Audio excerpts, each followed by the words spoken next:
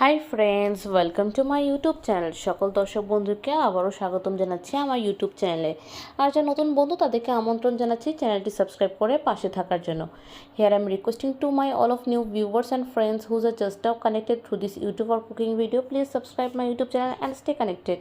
And if you guys are enjoy my cooking video of any of parts, so please don't hesitate to give a like and share with your near and dear ones.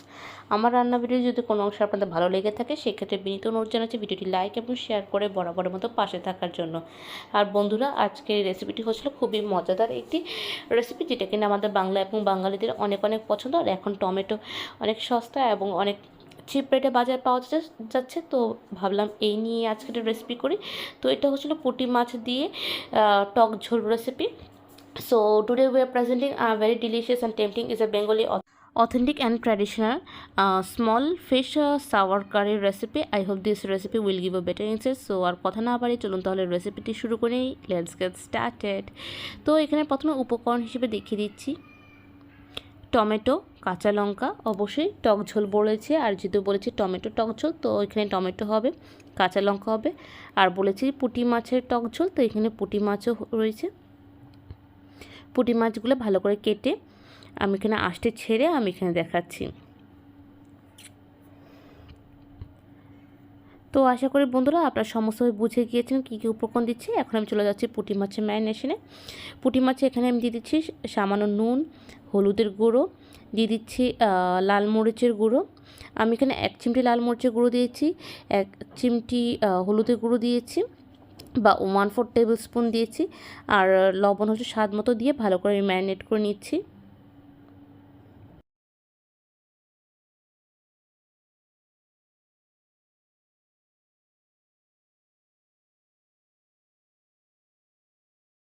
তো after done the right marination I am going to process for next step.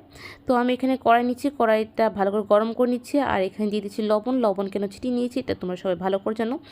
এখন আমি এখানে দিয়ে দেবো তেল, কারণ লবণ দিয়ে আমি যখন কোনো মাছ ভাজি সেই মাছটা অনেক সুন্দরভাবে কুরকুরেভাবে ভাজা হয় এবং স্কিনটি কোনোভাবে কড়াইতে লেগে থাকে না। তো এই টোটকাটা আমি সবসময় দিয়ে থাকি। আশা করি যারা যারা আমার পুরনো দর্শক বা নতুন দর্শক তারা সবাই জেনে গিয়েছেন। তো এখানে আমি তেলটি দিলাম, তেলটি ভালো করে গরম হয়ে আসলে আমি এখানে ম্যারিনেট করে রাখা পুঁটি মাছগুলো দিয়ে দিচ্ছি এবং এগুলো ব্যাচ বাই ব্যাচ আমি এটাকে ভাজা ভাজা করে নিচ্ছি।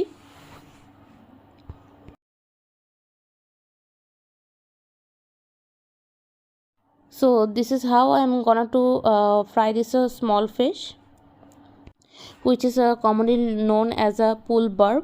So I hope this pull barb sour fish curry will win your heart. তো এভাবে করে আমি এপিট ওপিট দুপিট করে ভাজা ভাজা করে নিব। So I am gonna to flip it accordingly and I'll fry it until the color has changed or until the color turn into the golden brown color. তো এইভাবে করে আমি সবগুলো ব্যাচ ভাজা ভাজা করে নিব, আর যখন ভাজাগুলো ফাইনাল হয়ে যাবে আমি তখন অন্য একটি পাত্রে ট্রান্সফার করে নিব।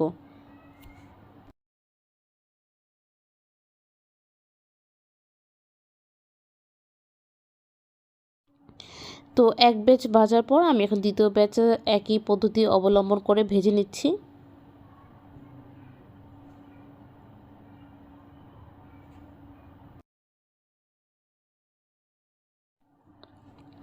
তো ফ্রাই ইট অ্যাকর্ডিংলি।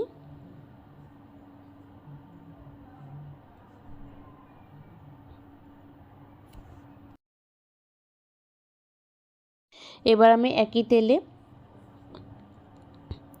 সামান্য তেল দিয়ে দিচ্ছি পরবর্তী রান্নার প্রসেসটা কন্টিনিউ করার জন্য। এই তেলে আমি কিছু ফোড়ন দিব।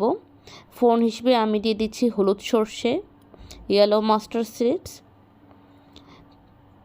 তো দেখতেই পাচ্ছেন এটা পপ আউট করা হচ্ছে। তো in that case what I prefer that turn off the gas. এমন পর্যায়ে আমি গ্যাসটি বন্ধ করে দেন আমি এটাকে ভাজা করি, নাহলে পপ আপ করা শুরু করবে। দেন দিয়ে দিচ্ছি কাঁচা লঙ্কা, আস্ত কাঁচা লঙ্কা, এবং দিয়ে দিচ্ছি টমেটো এখানে আমি 6 থেকে 7টি টমেটো দিয়েছি, যেহেতু বলেছি এটি টক ঝোল অ্যান্ড এটা টমেটো টক ঝোল, তো অবশ্যই এখানে 6 থেকে 7টার মতো টমেটো হতে হবে। দিয়ে দিচ্ছি পরিমাণ মতো নুন, দিয়ে দিচ্ছি হলুদের গুঁড়ো 1/4 টেবিল স্পুন, দিয়ে এটাকে কিছুক্ষণের মতো করে আমি ভাজা করে নিব।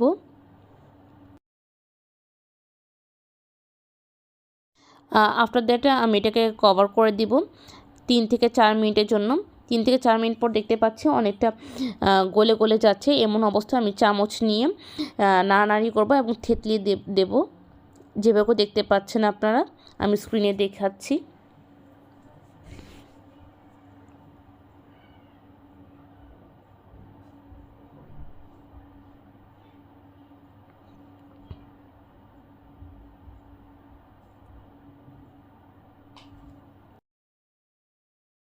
এই পর্যায়ে দিয়ে দিব আমি হাফ কাপের মতো জল, দিয়ে আবারও কিছুক্ষণ নাড়াচাড়া করে থেতলিয়ে দিব। আর এই অবস্থায় আমি ঢেকে দিব আরও 5 থেকে 6 মিনিটের জন্য। তো 5 থেকে 6 মিনিট পর আমি ঢাকনা খুলে দেখলাম অলমোস্ট এটা গলে গিয়েছে। তারপর আমি স্পুন দিয়ে এটাকে থেতলিয়ে দিচ্ছি আর নাড়াচাড়া করতে দিচ্ছি যেভাবে করে দেখানো হচ্ছে। আর যেহেতু বলেছে টক ঝোল, তো এখানে ঝোলের পরিমাণ বেশি হবে, সেটা মাথায় রেখে আমি এখানে দিয়ে দিচ্ছি 1 মগের মতো জল দিয়ে দিচ্ছি।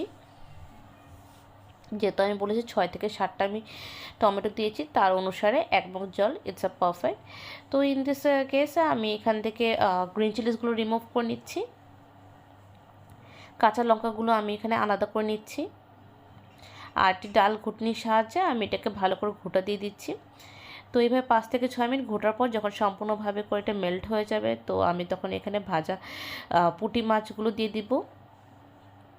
দিয়ে আমি এখানে 5 থেকে 6 মিনিটের মতো এখানে জাল দিব যতক্ষণ পর্যন্ত বড় বড় বলক না আসছে। আর দিয়ে দিব সামান্য চিনি, স্বাদ অনুসারে দিয়ে দিব একটু সামান্য নুন,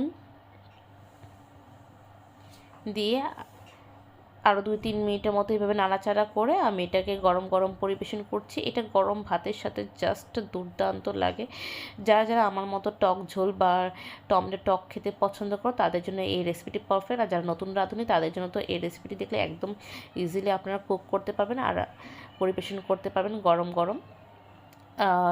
আই হোপ এই রেসিপিটি আপনাদের সকলেই ভালো লাগবে এবং যার জন্যই আপনারা করবেন তারাও খেয়ে অনেক প্রশংসা করবে। আর জানাবেন আপনাদের কার কেমন লাগলো, কারণ আপনাদের প্রতিটি মন্তব্য আমাদের সবসময় উৎসাহের কারণ হয়ে থাকে। তো বন্ধুরা, আজকের রেসিপিটি এতটুকু রইল। আর ভিডিওটি লাইক এবং কমেন্ট করে অবশ্যই জানাবেন এবং লাইক করতে ভুলবেন না। And thank you so much for watching, thank you so much for your constant love. তো আজকে এটুকু রইল, আবার দেখা হবে অন্য একটা রেসিপি নিয়ে, অন্যরকম কথোপকথন নিয়ে। ততক্ষণ পর্যন্ত সুস্থ থাকুন, ভালো থাকুন, take care, tata, bye bye and good night.